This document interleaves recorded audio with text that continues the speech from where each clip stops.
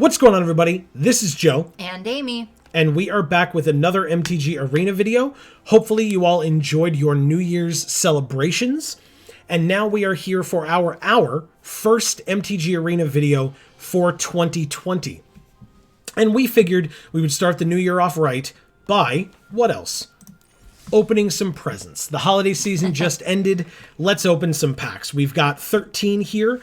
Amy, where would you like to start? I'll let you pick. With Guilds of Ravnica. Look at that. What a coincidence that's the one that's right there. Okay, we have 1 Guilds of Ravnica, 1 Ravnica Allegiance, 3 Core Set 2020, and 8 Throne of Eldraine. In this Guilds pack we have... Okay, so we have a common wild card, a Sonic Assault with Jumpstart. So we can tap a creature and it deals 2 damage to that creature's controller, and then we can discard a card and pay the mana to cast it from our graveyard. Don't worry, it never happened. 2 and a black for a sorcery. Target opponent reveals their hand. We can choose a non-land card from their hand from that player's graveyard or hand and exile it.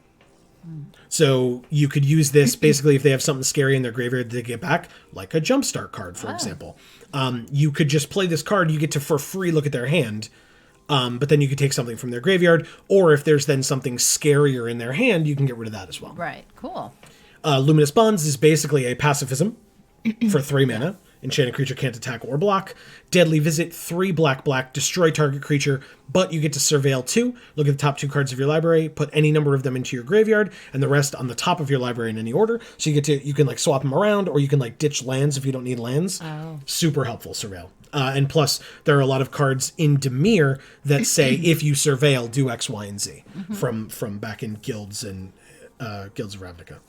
Electrostatic Field. I always loved this art so much. It is really cool. It's 1 and a red for an 0/4 defender, but whenever you cast an instant or sorcery, it deals 1 damage to each opponent. So obviously this goes in the Is It deck, where you're not only casting instants and sorceries, but then you're jump-starting those instants and sorceries to cast them again. Yeah. And that's 2 instances of Electrostatic Field going off. Really cool. Apparently this is a very Is It heavy pack, because we also have a Beam Splitter Mage, blue-red for a 2/2, which is not bad. But also it says, whenever you cast an instant or sorcery spell that targets only Beam Splitter Mage, if you control 1 or more other creatures that spell could target, choose one of those creatures, copy that spell, and the copy targets the chosen creature. So if you hit this with a pump spell of some kind, you could choose another creature that also gets pumped by that pump spell. Oh, cool. Yes. So, I mean, obviously I say pump spell. There aren't a ton of those in blue and red, but you could have like a bounce spell to like bounce this creature back to your hand and then bounce one of your other ones as well, because it does have to be one of your creatures that you choose to target the copy with. Oh. But still, again, it cares about instants and sorceries. It's the theme of the Is It deck, so it makes sense. And our rare or mythic is... Wow. Aurelia. Very nice. This card's insane. 2 red, white for a 2/5. So first of all, 4 mana for a 2/5 flying. Whoa. It also has Mentor. Jesus. Okay. And at the beginning of combat on your turn, you choose up to 1 target creature you control. Notice that creature can be Aurelia. Until end of turn, that creature gets +2/+0 and gains trample if it's red and vigilance if it's white. Wow. That's insane. She's for amazing. 4 mana? Yep, she's incredible. Why? So when you Who play made this? So the turn you play her, if you play her pre-combat, she can't attack because she doesn't have haste. But if you have another creature that would want to attack, it gets +2/+0 automatically. And then if it's red, it gets trample. If it's white, it gets vigilance. Or if it's both, it gets both. So, and then on your later turns, you can turn Aurelia into a 4/5 flying trample vigilance to attack with. Damn. Yeah, Aurelia is very good. She's a mythic for a damn reason. Yeah, I would say so. And it's really nice to have another one of her, because we do have a couple of Boros precon decks that we can kind of flip around and like take out like a random common Boros creature to put in another Aurelia now that we have it. So yeah, very, very good. Okay. What next? Ravnica Allegiance, core set, or... Yeah, let's keep it in order. Why not? Sure. I like it. Our only Ravnica Allegiance pack for now. Ooh, we get an uncommon wild card, first of all. We have an Arrester's Admonition. 2 and a blue for an instant. We can return a creature to its owner's hand, and then with addendum, if we cast this spell during our main phase, we draw a card. So now, obviously, the little symbol down here at the bottom is for Azorius, but we could also put this in one of those Izzet decks that we were talking about. Yeah. It's an instant. It cares about when you cast instances, other things happen. So yeah, this works. It's kind of multifaceted in how it could work. Okay.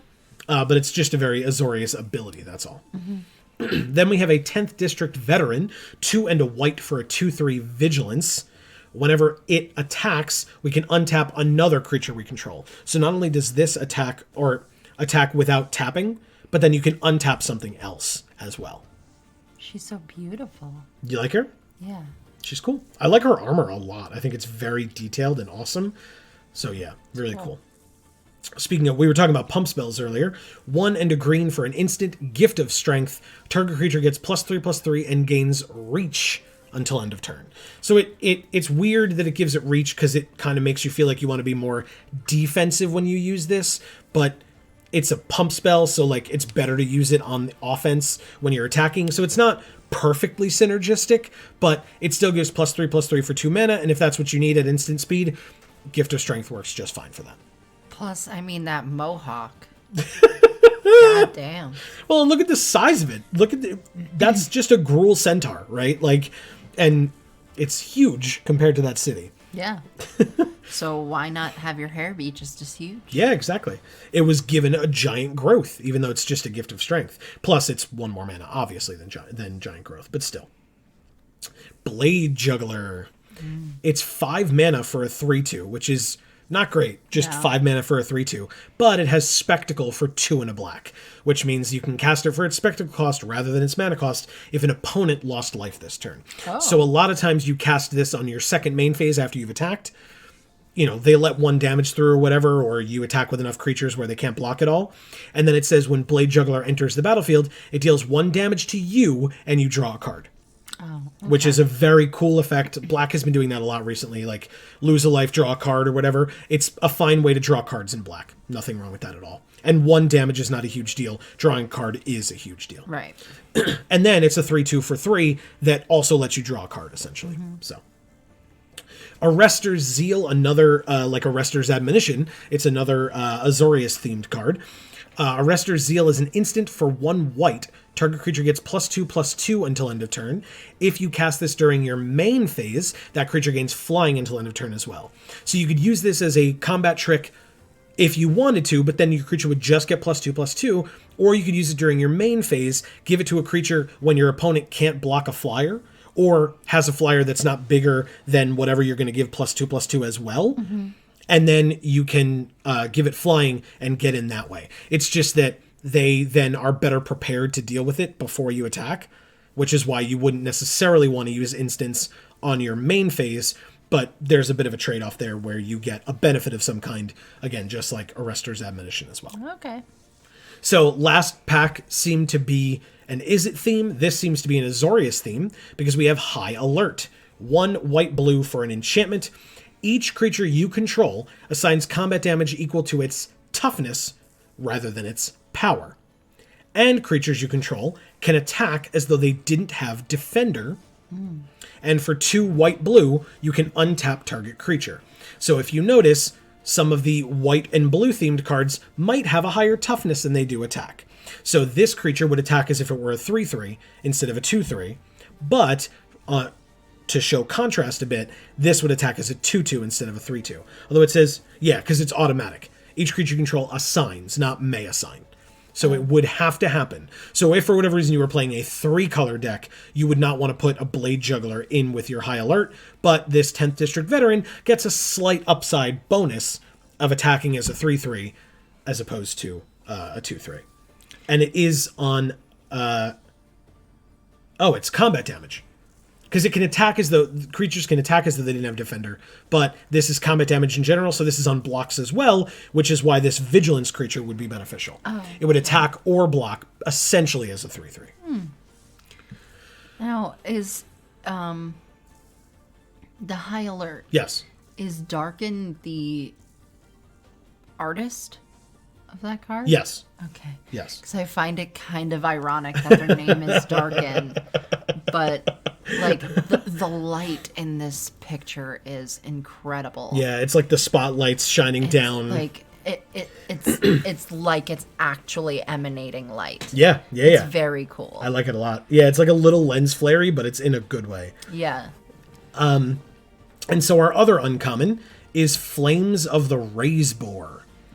5 and a red for an instant. Flames of the Razeboar deals 4 damage to target creature and opponent controls.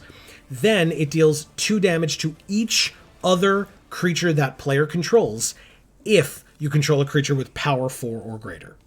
And again, this is supposed to be used in a Gruul deck. That kind of controlling creature with power 4 or greater is a very Gruul thing in this set. And don't forget, things like Gift of Strength absolutely help with that, because if you only have a 1 power creature as your strongest creature, you can use Gift of Strength first and then Flames of the Razeboar, although to be fair, that would be 8 mana that turn, but still, it is technically an option. Yeah, exactly. But yeah, you could deal 4 damage to one of their creatures and 2 damage to all their other creatures. So, and our rare or mythic for Ravnica Allegiance is an Amplifier. Flames of the Razeboar. 2 red for a 1/1 elemental. At the beginning of your upkeep, reveal cards from the top of your library until you reveal a creature card. Until your next turn, Amplifier's base power becomes twice that card's power, and its base toughness becomes twice that card's toughness. Put the revealed cards in the bottom of your library in a random order. Oh my god. So yeah, whatever creature you show, it gets bigger. So if it has 1 power, the creature that you reveal, Amplifier would be 2 powered. If it has 1 toughness, it would have 2 toughness. Yeah, but what if it's like a 10/10? Yeah, then you'd have a 20/20. And again, That's this insane. is red, and so if it were in a Gruul deck, then that would be real good. right, because you would have a lot of big beefy creatures. Yeah. Yeah. Super aggressive. Now realize though, it says put the revealed cards on the bottom of your library. So if you reveal your best creature with Amplifier, it then goes on the bottom of your library. And it's in a random order, so if you keep using Amplifier over and over again, you're likely to like cycle through your deck at that point. Yeah. Unless you're super creature heavy, and then like you're going to be reeling 1 or 2 cards at a time, and it's not a huge deal. But again, then you might be shuffling away your best card. Yeah. So you want to go in order? We'll do a core set now? Yeah. Okay. Core set 2020 pack number 1 gives us an uncommon wild card again. Bone to Ash. I love that art. It's really so cool. Incredible. Really, really cool. 2 blue instant counter target creature spell. Draw a card. Pretty simple, but a great card nonetheless.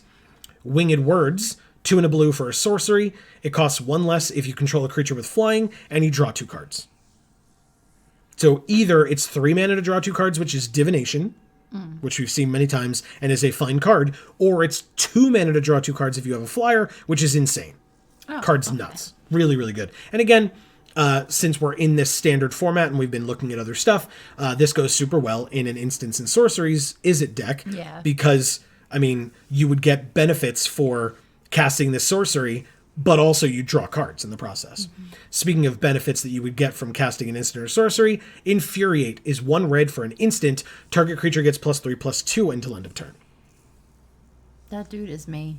That dude is you? That Minotaur right there? Yeah. Okay, definitely Amy. Just breaking that card of fruit. Take this, fruit. Sanitarium Skeleton is a great card. It is 1 black for a 1/2 skeleton. For 2 and a black, you can return it from your graveyard to your hand, and this creature can block. So you just play it, block with it aggressively, and then at any time, your turn, your opponent's turn, whatever, you can tap 3 and return it from your graveyard to your hand, and it only costs 1 mana to replay it. I love this art too. On the skeleton, yeah. Look at it. It's like He's crazy. oh, man. It's like it makes you feel like you're in the room with him, and the last place you want to be is in the room with him. Yeah, you're terrified. He also works really well in a sacrifice themed deck because you can sack him, and then for 4 mana, you bring him back onto the field and sack him again. Oh. So, yeah. And you could do that again over and over again over however many turns, but for 5 mana, you could play him, he dies, you get him back, you play him again. and that's 5 mana, and you could do whatever sacrifice effect over and over again as long as it obviously doesn't cost mana. Squad Captain is 4 and a white for a 2/2 Vigilance. So, doesn't seem that good. 5 mana for a 2/2 doesn't seem great. But it enters the battlefield with a +1/+1 counter on it for each creature you control. So if you've got a bunch of little dudes, this goes in like a Boros deck. You play a bunch of small dudes out, and then this comes out and is massive, and then you play like a big, all your creatures get +2/+1, and you attack in or whatever. That's the idea with those. And then you have, we have the Uncommon Wild, as we said. Vampire of the Dire Moon is a single black for a 1/1 Death Touch lifelink. I love this one because Yeah. it looks like the Heir of Falkenrath. Yes, from Shadows over Innistrad, or Eldritch Moon, I guess, at that point. Yeah. Really cool. And I cosplayed as that character for one of the cons that we went to. It was New York Comic Con. I believe it was 2016. Might have been. Yeah, I think it was 2016. Yeah. So there you go. And it's a great card. 1/1 Death Touch in general is really good because it kind of intimidates your opponent. The fact that it's got lifelink just means that if you play it early and can swing in for some damage early on, then you're going to gain some incremental life off of it too, which is not the worst thing in the world. So really cool. And our next rare or mythic is a Bag of Holding. No! How cool. We are D&D players at heart. So it's a single mana for an artifact. Whenever you discard a card, exile that card from your graveyard. And then you can tap 2 and tap this bag to draw a card, then discard a card. And then you can tap 4, tap, and sack the Bag of Holding to return all cards exiled with Bag of Holding to their owner's hand. Okay. So you can use this bag basically to draw a bunch of cards and then discard some stuff that you don't need right now. And then come back to it like you would a bag. Yeah, and essentially do it when you have no cards left in your hand. Get like 7 or 8 cards in the Bag of Holding, sack it at the end of your opponent's turn or something, and then get all those cards back for your next turn, so you have a million different options. Yeah. It's good. It takes a lot of setup, but I think it would be super intriguing to give it a try. Yeah. Okay. I don't think it's like, oh, this card's busted. It's fun, it's flavorful, Right. It's not super competitive, but it's cool nonetheless. Okay. And there's a dragon in there. Look at him. Yeah. Okay. 2 more core set packs.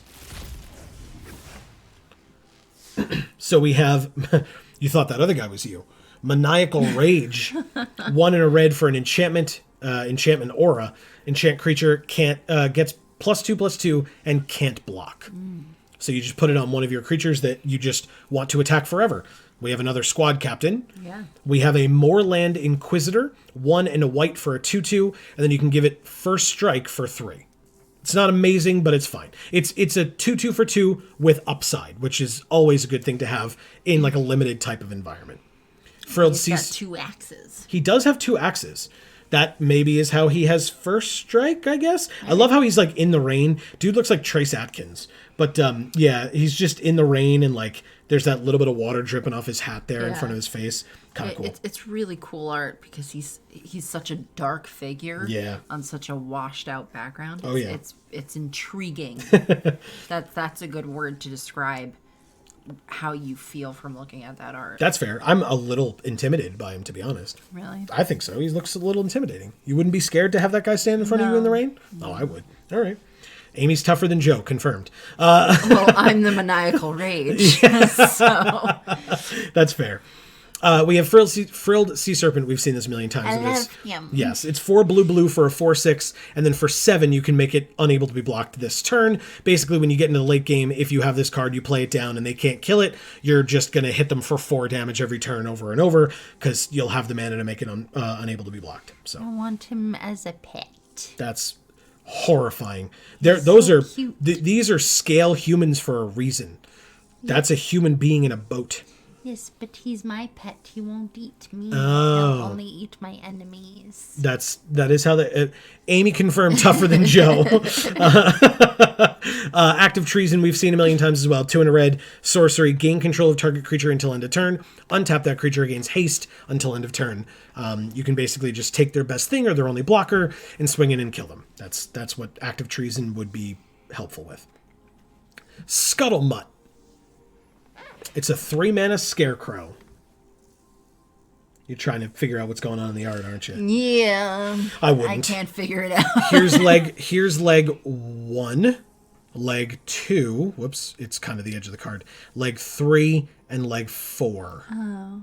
So it's a 4-legged mutt, Okay, just but like it what's says. its face? I don't know that that's a question you can ask. Oh. Maybe this here?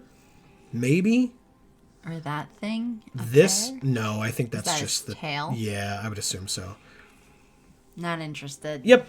It's 3 mana for a 2/2. You can tap it to add 1 mana of any color, and you can tap it to make target creature become the color or colors of your choice until end of turn. I believe M20 was the one that had protection. I could be wrong. That could be M19 that I'm thinking of. But yeah, it's very good. That's very good with protection. If you have something that has protection from a color, you can tap this Scuttlemutt to make one of your opponent's creatures that color so that they can't block with it or something like that. Okay. Ogre Siegebreaker is 2 black-red for a 4/3. Him I liked. And then for 2 black-red, you can destroy target creature that was dealt damage this turn. Now, note, it doesn't say dealt damage this turn by Ogre Siegebreaker. So if you want, even though he's a 4/3, you can kind of leave him back to kind of ping off creatures that have died through incremental damage one way or another. And our next rare or mythic is... Hey, it's a mythic.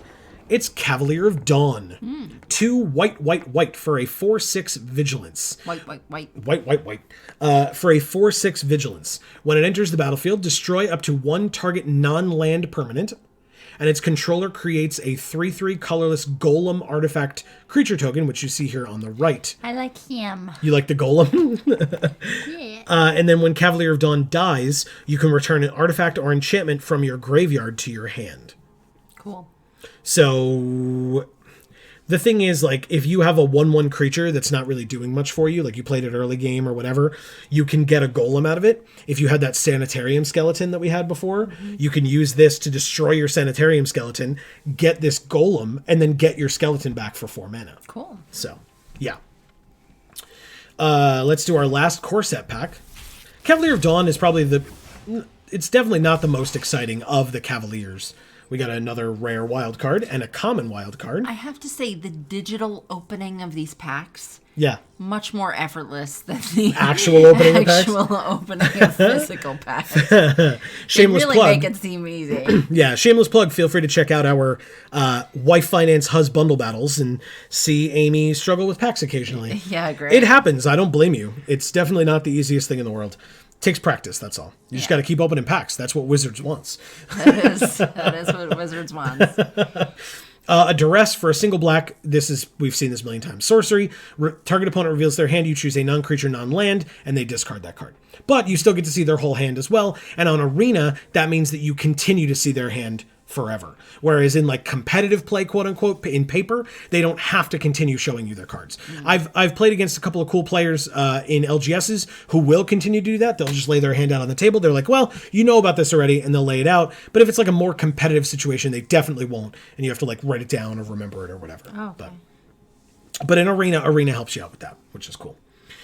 Fairy Miscreant for a single blue is a 1/1 flyer, and when it enters the battlefield, if you control another creature named Fairy Miscreant, you draw a card. So if you have... I do. Yeah. So if you have 4 of these in your deck, you have more of a chance of playing this and drawing a card, and you have little 1/1 flyers that, if they don't have a ton of flying defense, you can just ping at them for a long I time. want a Fairy Miscreant deck. They absolutely exist. Speaking of cards that Make get... one.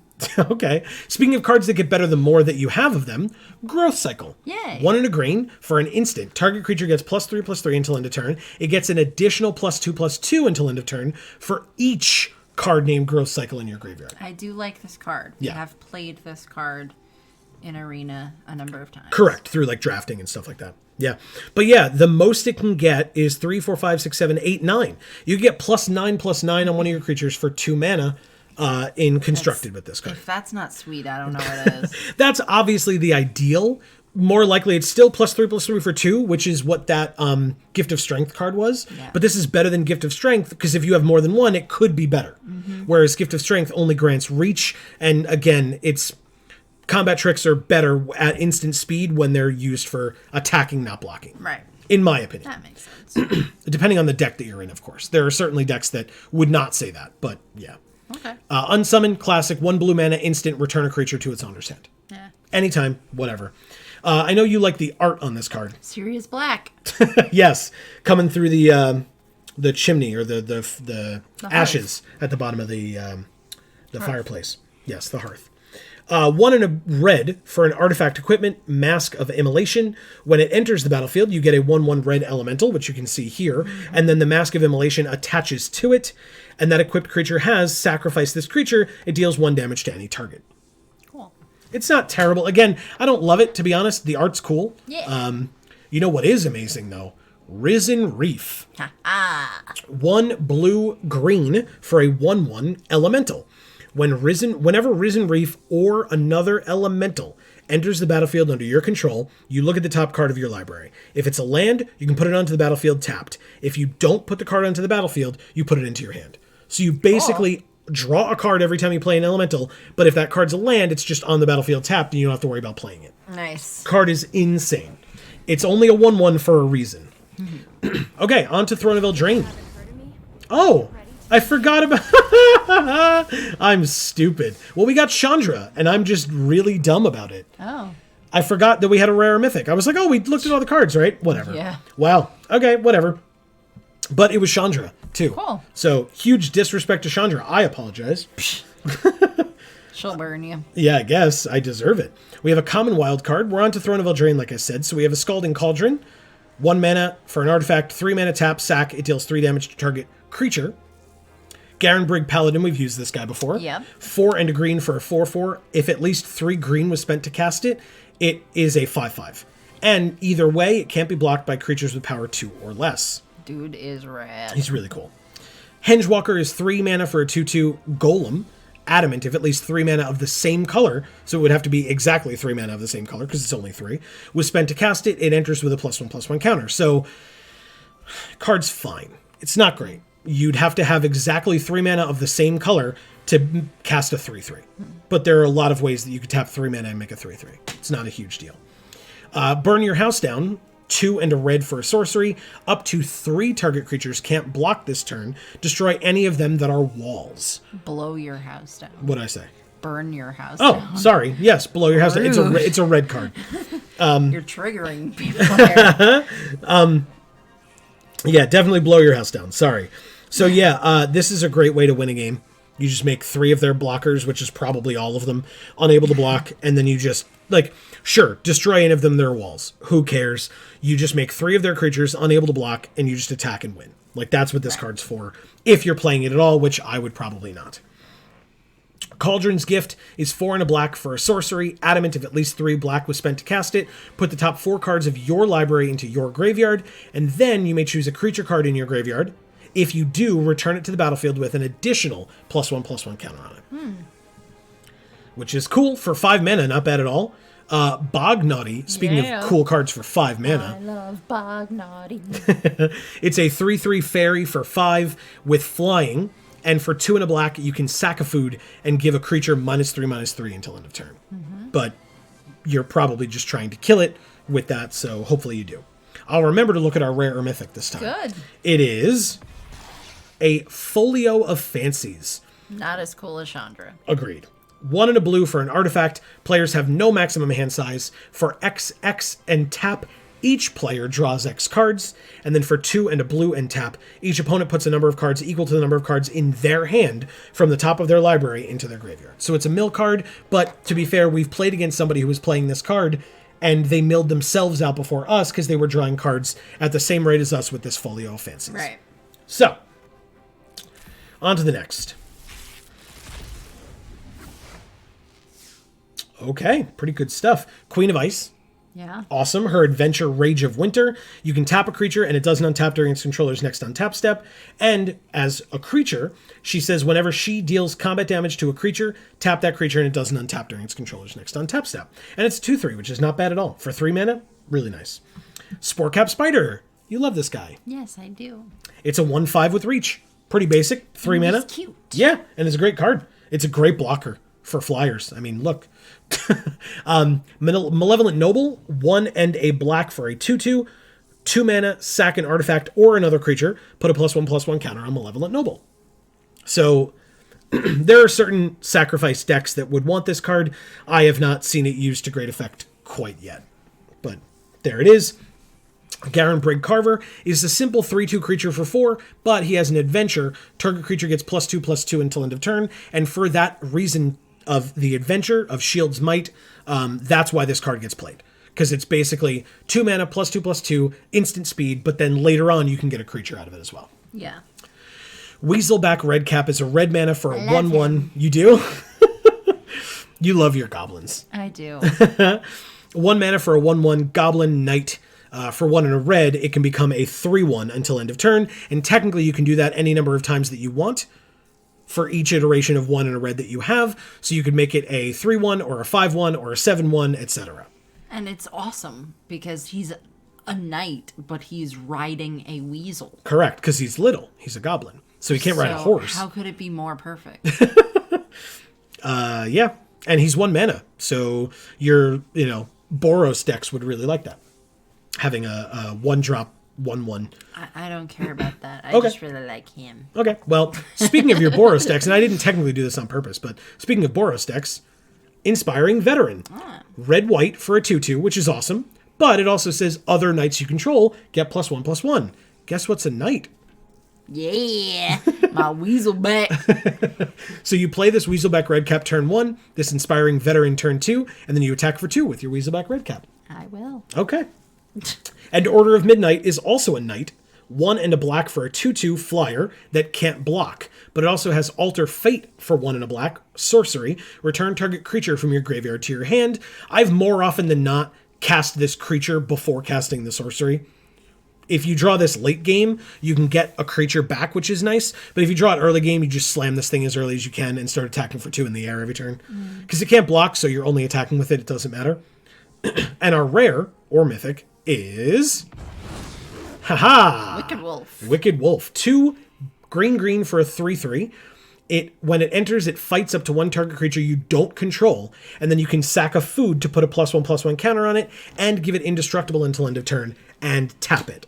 But the nice thing is you can use that sacrifice a food ability when you play it when it's fighting something. So you pick something for it to fight, then while that ability is on the stack, you sack the food, it becomes a 4/4, but more importantly, it's indestructible. Ooh. And then it fights something, and then that thing goes away. Yeah, really, really cool. I like my wolves. Yeah, as well. this one's very quilled and scary. Yeah, I don't really like the art of it, but I like the wolves. Fair enough. Next pack has for us, probably run into some duplicates soon. Not quite. In fact, Unexplained Vision. Or no, did we not have this earlier? I don't think so, no. Okay, Fortifying Provisions, this card's not great. 2 and a white for an enchantment. Creatures you control get +0/+1, and when it enters the battlefield, you make a food. Not a great card. Silver Flame Ritual, 3 and a white for a sorcery. Put a +1/+1 counter on each creature you control, and then if at least 3 white was spent to cast it, all those creatures gain vigilance until end of turn. Only until end of turn. So, yeah, this card's fine if that's an effect that you need, but it's a little expensive to put a +1/+1 on each creature you control, especially if you just don't have a lot of creatures. It's not great.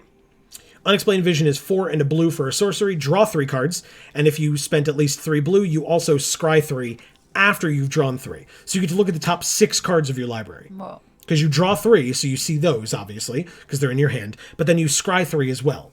And you can keep those on top or put them on, obviously scrying, but you have the ability to cater your draws for the next however many turns as well. Yeah. Really, really cool.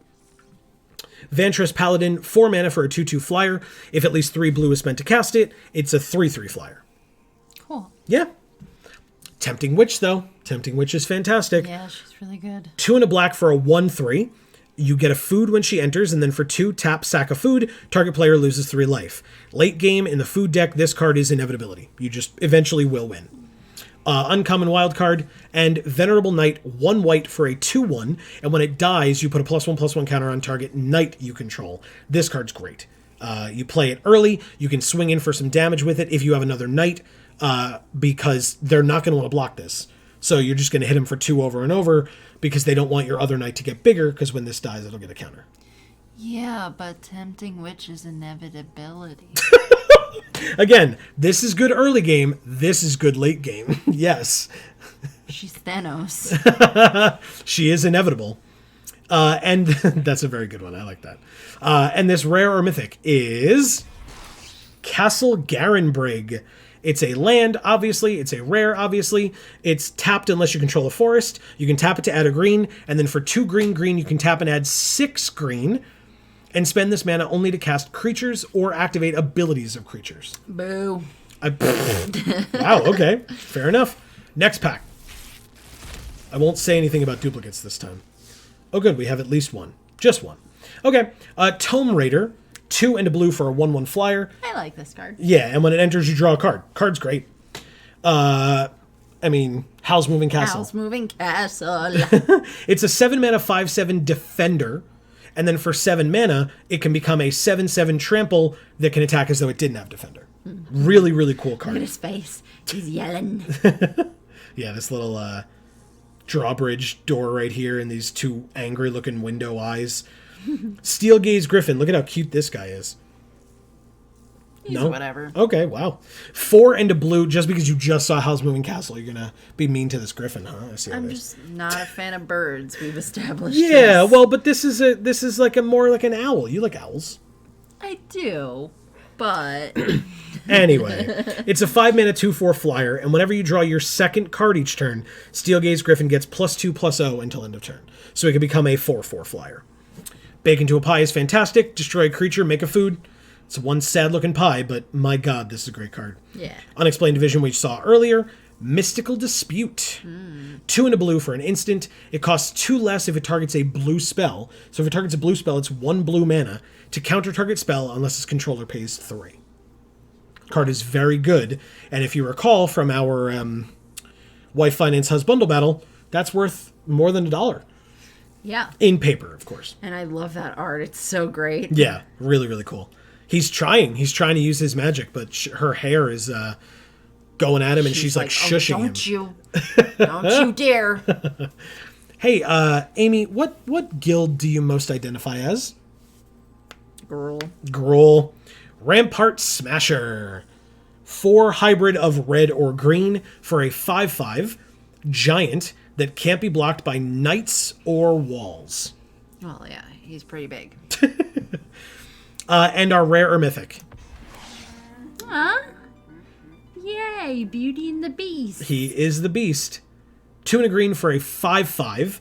But he can't attack unless you control a 1/1. So thankfully, his adventure for 1 green lets you create a 1/1. So in Limited, many times I've enjoyed being able to tap 1, get a 1/1, and then hope that it stays safe for the next 2 turns.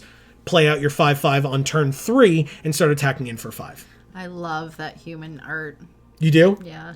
Belle, basically. Little town full of little people. Yeah, there's no people here No, except for just her. a rooster. But yeah, 3 of them, I believe. Oh, I couldn't see those. Oh, well, there you go. I'm too far away. 4 more packs left. This one has a common wild card, a Lost Legion, 1 black. That's a good card. Yes, it's a knight as well. 1 black for a 2/3, and when it enters, you scry 2. Great card, like it a lot. Garen Brigg Squire for 1 and a green, it's a 2/2. And whenever you cast Miles Morales, whenever you cast a creature spell that has an adventure, it gets +1/+1 until end of turn. Speaking of creatures that have adventures, Fairy Guidemother is a 1/1 flyer for 1, but for 1 and a white, you can give a creature +2/+1 and flying until end of turn. Again, this is probably another one that, depending on the game that I'm playing, I might just cast this out as a creature more so than saving it for its adventure. Here's one of your wolves. Yeah. The Fierce Witch Stalker. Wolf. Yeah, he's really cool. Something going on with his face. But he's got 2... He's beautiful. Leave him alone. I'm very sorry. He's 4 mana for a 4/4 trample, and when he enters the battlefield, you make a food. Yeah. Great card. Very good. Venerable Knight, again, we saw that earlier, and a Wandermare. This is very adventure heavy. I mean, obviously, it's very green-white heavy. Look at it. But it's 1 green-white for a 3/3. Whenever you cast a creature spell that has an adventure, you put a +1/+1 counter on this. Yeah. Very cool. And our rare or mythic is Escape to the Wilds. Nice. 3 red-green for a sorcery. Exile the top 5 cards of your library. You may play cards exiled this way until the end of your next turn, and you may play an additional land this turn. Wow. All Very right. cool. Very interesting. 3 packs remaining. This one has for us... Ooh, we got another rare wild card. Bacon to a Pie. Nice. True Love's Kiss is 2 white for an instant. Exile target artifact or enchantment. Draw a card. This card's so-so. Foreboding Fruit. 2 and a... Yes, exactly. 2 and a black for a sorcery. Target player draws 2 and loses 2. So you could use this to kill your opponent, or more likely, just let yourself draw more cards. And if at least 3 black was spent to cast it, you get a food as well. Raging Redcap is... There's your Goblin Knight again. Yeah. 2 and a red for a 1/2 double strike. We've seen all the benefits that knights get in this set, so this card is very good. Yeah, but you can't see his red cap because he's got a helmet. Correct. But his cap presumably is going to be red pretty soon with all that blood flying around. Mantle of Tides for 1 blue is an equipment. Equipped creature gets +1/+2. The equip cost is 3. And whenever you draw your second card each turn, you can attach Mantle of Tides to target creature you control. So you wouldn't have to tap the 3 to equip. We have another Order of Midnight, and we have a Savvy Hunter, more cards for the food deck. So again, this is the food deck one with Foreboding Fruit and Bacon to a Pie and Savvy Hunter. I love her. Yeah, what an amazing card. Look what we were talking about before with the Hengewalker, where you had to have 3 of the same mana to make it a 3/3. Yeah. This is 3 mana for a 3/3. And it says whenever it attacks or blocks, you get a food, and you can sack 2 food to draw a card. Yeah, Card's that's insane. crazy good. Yeah. And our rare or mythic is... Woohoo! Nice. Yeah, what a great card. Murderous Rider. 1 black for a 2/3 Murderous Rider. But the important part, I mean, this has lifelink as well, and when it dies, you put it on the bottom of its owner's library. But it's also got Swift End for 1 black instant. Destroy target creature or planeswalker, you lose 2 life. The life loss is not a huge deal. You just get to destroy a creature or planeswalker, and then get a 2/3 lifelink on the field. Card's great. I feel like that horse is really cute. You feel like that dead horse is really cute? Yeah. Okay. It's, again, also a knight, so gain benefits from the fact that it's knight.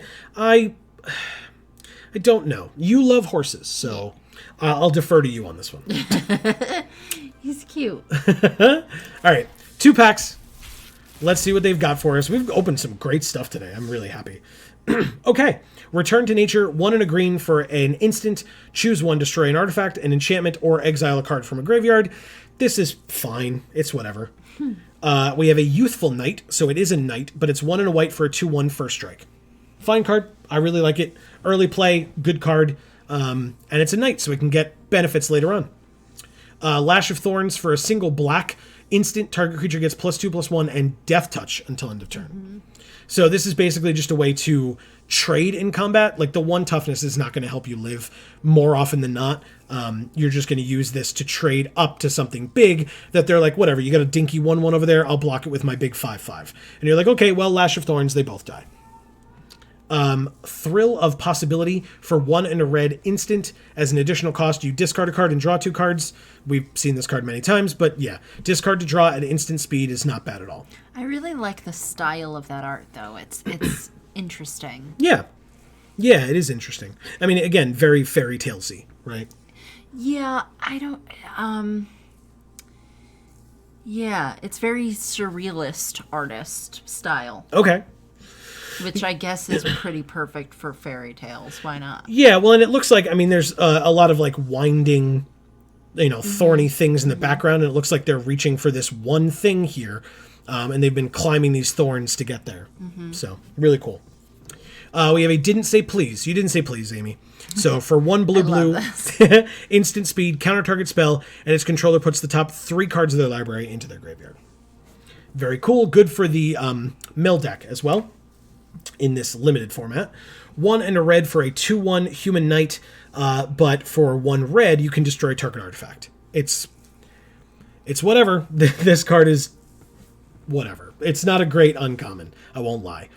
This is a human knight as well. This is a 2/0 for red black but it has Death Touch. Its toughness is equal to the number of knights you control. So at minimum, since this is a knight, it's a 2/1. But if you have other knights, it gets bigger, and whenever it attacks, another target knight you control gains indestructible until end of turn. Very, very cool. And again, this guy's got Death Touch in and of himself, so if you get his toughness big enough, it would be very difficult to block him. Oh, I forgot about Linden again. Wow. I'm the worst at this. Yep, I'll say. We're on to the last pack. Then Joe gets to go to bed, everybody. I apologize. We have some cool cards in this pack. Lochthwain Paladin is 3 and a black for a 3/2 menace. Adamant, if at least 3 black was spent to cast it, it's a 4/2, or 4/3, excuse me, with menace. It's a knight. It's a cool card. Run Away Together. I love this one. It's really cute. Look how cute it is. 1 and a blue for an instant. Choose 2 target creatures controlled by different players. Return those creatures to their owner's hands. So 1 of yours, 1 of theirs, or if for some reason you're playing a multiplayer game, it could be, 1 from each of your opponents or something. Yeah.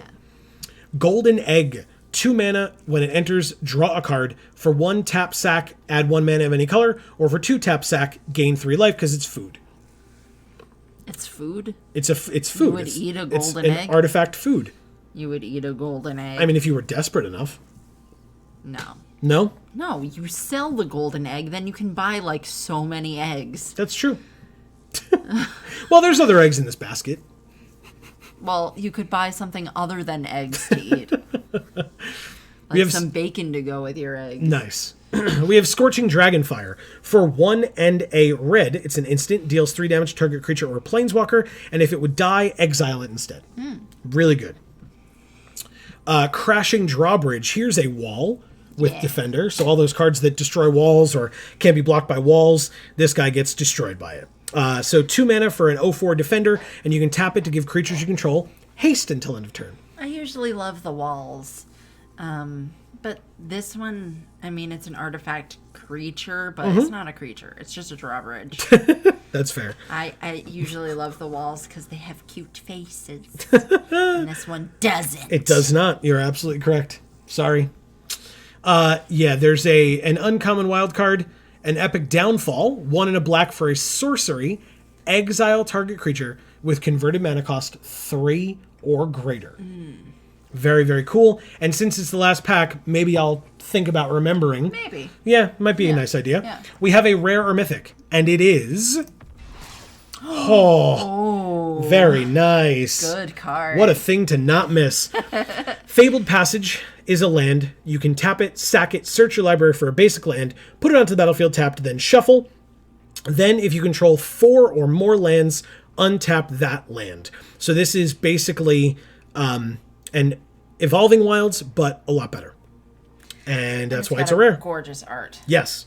And it's very expensive in paper. expensive. Yeah. Yes. Yeah. So, very nice way to end it. Like I said, we opened some sweet stuff. Yeah. Apologies to Chandra and Lyndon. I am, like I said, I'm gonna go get some sleep. But this is great. I'm really happy that this is the nice way to start off 2020 here on MTG Arena. Definitely stay tuned to the channel. There will be lots more to come this year. That is, this is obviously the first, not the last. So stay tuned. Hopefully we will see you all soon. And yeah, this has been the Geek for All family of channels. I've been Joe. And I'm Amy. To start off the year right, please check out all of our other channels. They'll be popping up on the screen all over the place. Other videos, other buttons to check out Video Games for All, Gluten Free for All, etc. Definitely go check those out. We really hope that you enjoy them. That is why we make stuff for all of you. And we would love to hear from you in the comments down below. Please feel free to chastise me for insulting Queen Lyndon and our girl Chandra. Yeah, and why don't you mention whether you think that zombie horse is adorable or not? Fair enough. Fair enough. So yeah, thank you all so very much, seriously, for watching. We really, really, really appreciate it. And as we always say, in whichever video of ours you watch next, we will see you all next time. Thanks, everybody.